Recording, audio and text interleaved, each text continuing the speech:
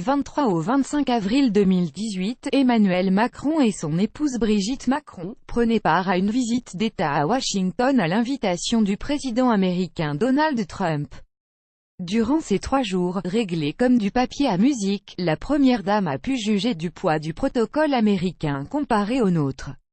Celle qui dit être avant toute chose l'épouse d'un homme et non du président a bien dû se soumettre aux règles très strictes qui décident des moindres faits et gestes de chacun et de chacune. Dans Le Monde, Brigitte Macron raconte que tout était calé au centimètre près lors par exemple, de la cérémonie de bienvenue à la Maison-Blanche, tout était très cadré, il y avait des petites étiquettes par terre, je me mettais là où je devais me mettre.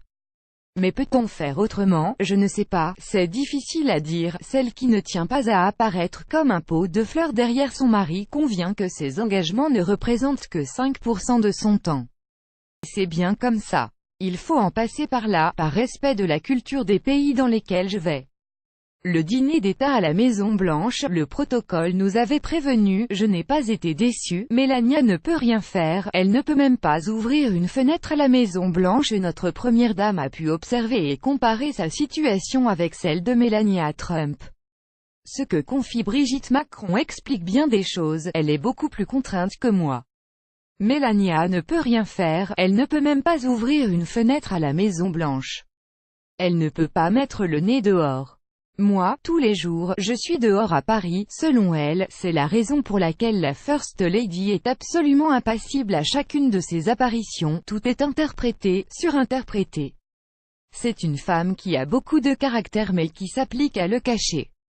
Elle rit très facilement de tout mais elle le montre moins que moi. De fait, Brigitte Macron en dresse un portrait inattendu, gentille et charmante, intelligente et très ouverte.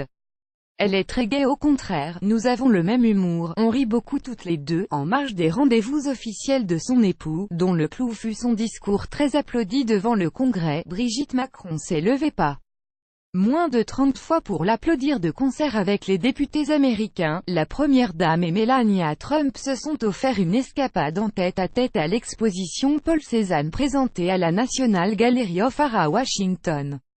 Après le discours d'Emmanuel Macron au Congrès, mercredi, Brigitte Macron s'est éclipsée en solo pour visiter, à sa demande, la Duke Ellington School of the Art. Si cet établissement est situé à Georgetown, un quartier huppé de la capitale, il reste une école publique, gratuite, qui accueille 92% d'élèves issus des minorités. On sait combien l'enseignement tient à cœur de notre première dame et cette école a la particularité d'offrir, comme le raconte l'envoyé spécial du Monde à Washington, Solène de Royer, un enseignement mixte, matières classiques le matin et disciplines artistiques l'après-midi. Brigitte Macron a également rencontré les artistes de l'Alcyon Art Lab. Après cette ultime visite, durant laquelle Brigitte Macron a reçu un accueil très chaleureux, le couple présidentiel a regagné la France.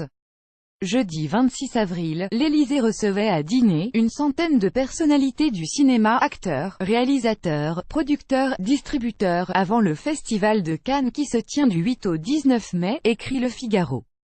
Parmi les invités, les acteurs Monica Bellucci, Virginie Ledoyen, Léa Seydoux, Mathieu Amalric ou encore Guillaume Canet. Mais aussi Laura Smet.